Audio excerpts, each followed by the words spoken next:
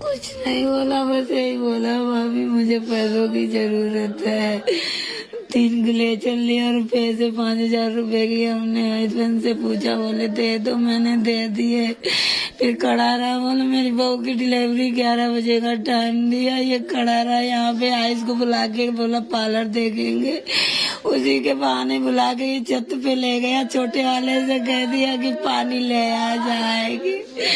तब तक उसने बड़े को मार दिया, छोटे वाले ने देखा तो उसका भी मर्डर कर दिया। वही मेरे दोनों को मार दिया, पीयूष और आयुष और अन्नी को मार दिया।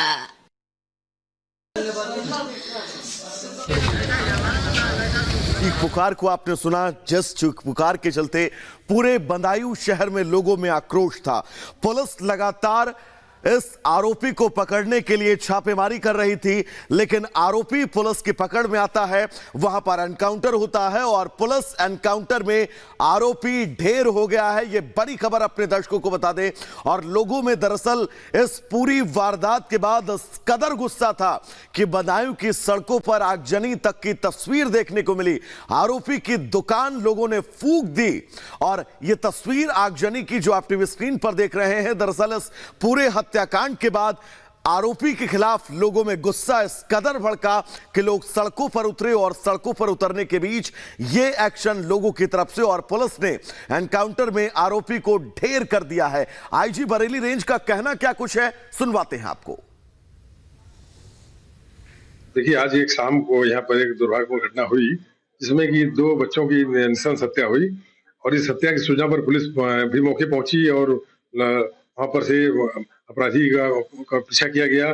बाद में अपराधी जो था उसने पुलिस पर फायर करने का प्रयास किया, फायर किया, पुलिस ने अपने बचाव में फायर किया। इस एक्सचेंज ऑफ फायर में उसकी जो है अपराधी की जो मौके मौत हो गई और उसको जो है पुलिस आगे तक कार्रवाई कर रही है। तो किस तरह कितने लोगों की मौत हुई है इसमें पूरे मामले? 2 बच्चे थे जिनकी जो है हत्या की गई। 2 बच्चों जो थे जिनकी उम्र 12 साल, 1 8 साल है। दोनों छत पर खेल रहे थे। वो अपराधी व्यक्ति आया, नीचे रुका, उसने सीधे छत चला गया, जाकर बच्चों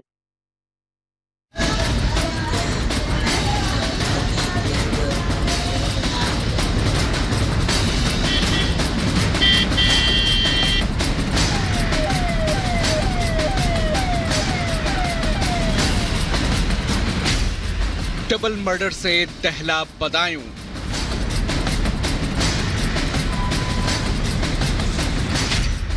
हत्यारा हैवान एनकाउंटर में ढेर। एक सनकी अपराधी के जुर्म के चलते बदायूं की शांति भंग हो गई। जुर्म भी ऐसा जिसे करने के बारे में कोई हैवान ही सोच सकता है। बदायूं के बाबा कॉलोनी में सिरफिरे साजिद ने खौफनाक हत्याकांड को अंजाम दिया। हत्यारा दबे पांव घर में दाखिल हुआ, छत पर खेल रहे 3 बच्चों पर धारदार हथियार से ताबड़तोड़ हमले शुरू कर दिए। खून के प्यासे साजिद ने 12 साल के आयुष और 8 साल के अहान को मौत के घाट उतार दिया, जबकि तीसरे बच्चे को बुरी तरह से जख्मी कर दिया। 2 बच्चों की नृशंस हत्या हुई और इस हत्या की सूचना पर पुलिस भी मौके पहुंची और वहां पर से अपराधी का पीछा किया गया। बाद में अपराधी जो था उसने पुलिस पर फायर करने का प्रयास किया, फायर किया, पुलिस ने अपने बचाव में फायर किया। इस एक्सचेंज ऑफ फायर में उसकी जो है अपराधी की जो मौके मौत हो गई।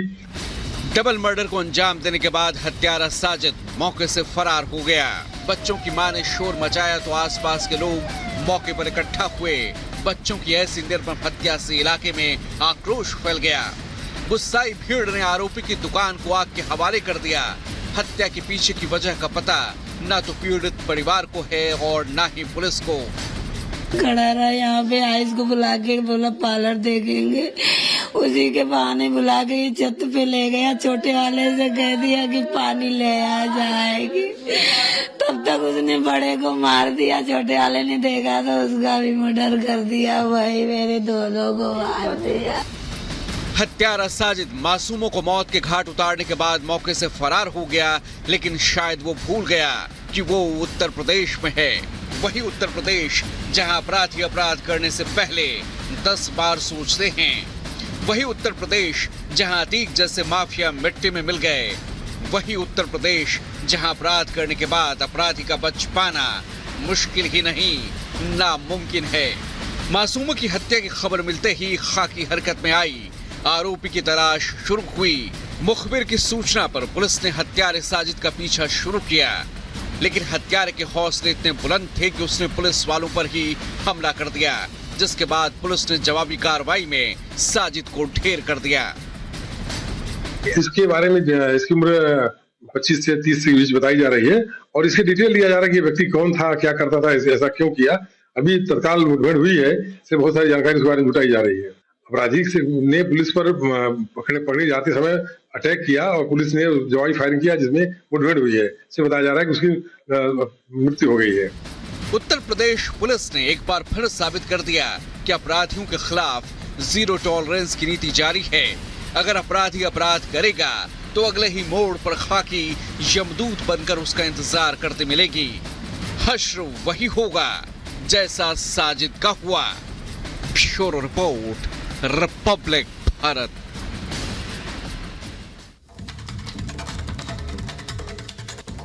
और चलिए अब आगे बढ़ते हैं, बात लोकसभा चुनावों की करेंगे। लोकसभा चुनाव को लेकर देश में बिगुल बच चुका है। आज से पहले चरण के लिए 102 सीटों पर होने वाले चुनाव के लिए नामांकन की प्रक्रिया भी शुरू हो जाएगी। 1 मिनट में पूरी डिटेल्स देखिए। 7 चरणों में हो रहे लोकसभा चुनाव के पहले चरण का बिगुल आज बजेगा।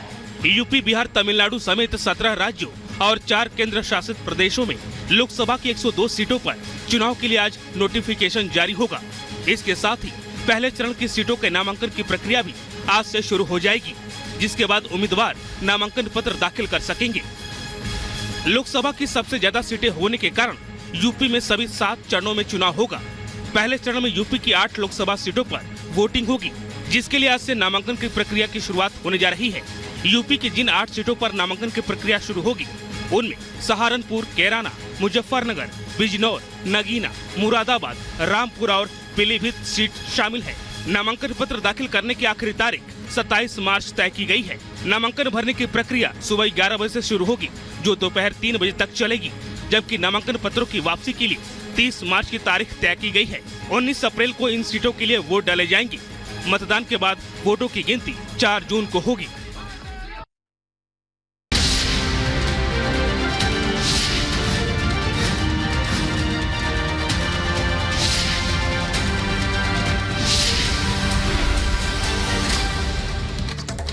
स्वागत है ब्रेक के बाद। तो लोकसभा चुनाव को लेकर देश में बिगुल बच चुका है और आज से पहले चरण के लिए 102 सीटों पर होने वाले चुनाव के लिए नामांकन की प्रक्रिया भी शुरू हो जाएगी। 1 मिनट में पूरी रिपोर्ट देखिए। 7 चरणों में हो रहे लोकसभा चुनाव के पहले चरण का बिगुल आज बजेगा।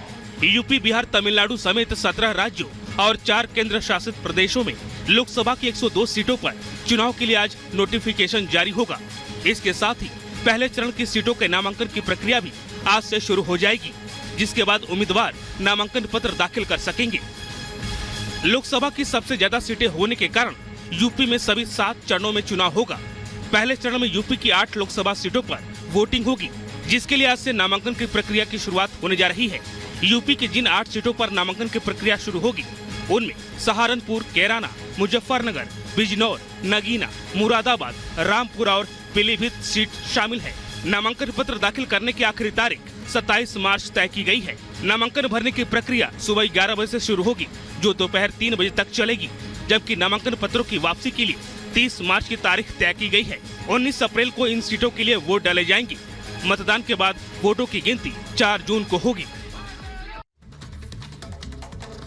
लोकसभा चुनाव को लेकर पार्टियां अपनी अपनी तैयारी कर रही है, सीट शेयरिंग और प्रत्याशियों का ऐलान भी कर रही है। तो वहीं महाराष्ट्र एनडीए में सीट शेयरिंग को लेकर आज बड़ा ऐलान हो सकता है। एनडीए के कुनबे में एमएनएस के शामिल होने के कयास भी लगाए जा रहे हैं। 1 मिनट में हम आपको पूरी खबर इस रिपोर्ट के जरिए बताते हैं।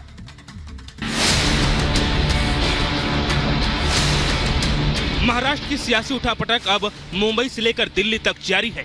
महाराष्ट्र को इस बार लोकसभा चुनाव का निर्णायक राज्य बताया जा रहा है, लिहाजा बीजेपी कोई कोर कसर नहीं छोड़ना चाहती। ऐसे में मंगलवार को अमित शाह और राज ठाकरे की 1-to-1 मुलाकात हुई। सूत्रों से खबर है कि एमएनएस और एनडीए में गठबंधन का फार्मूला लगभग तय है। महाराष्ट्र में राज ठाकरे को 1 लोकसभा और 1 राज्यसभा की सीट दे सकती है बीजेपी। महाराष्ट्र में एनडीए की सीट शेयरिंग पर अभी बात नहीं बन पाई है। कुछ सीटों पर अभी भी पेच फंसा हुआ है। इसी सिलसिले में आज बैठक हो सकती है। बैठक के बाद सीट शेयरिंग को लेकर कोई फैसला होने की उम्मीद है। वहीं एक तरफ राज ठाकरे ने मुंबई में अपने पार्टी के नेताओं की मीटिंग कल बुलाई है, तो दूसरी तरफ सीएम एकनाथ शिंदे ने भी सांसदों और विधायकों की कल बैठक बुलाई है। बता दें कि महाराष्ट्र में 48 लोकसभा सीटों के लिए 5 चरणों में चुनाव होना है, जो 19 अप्रैल से इसकी शुरुआत हो जाएगी। Bureau report, Republic Bharat.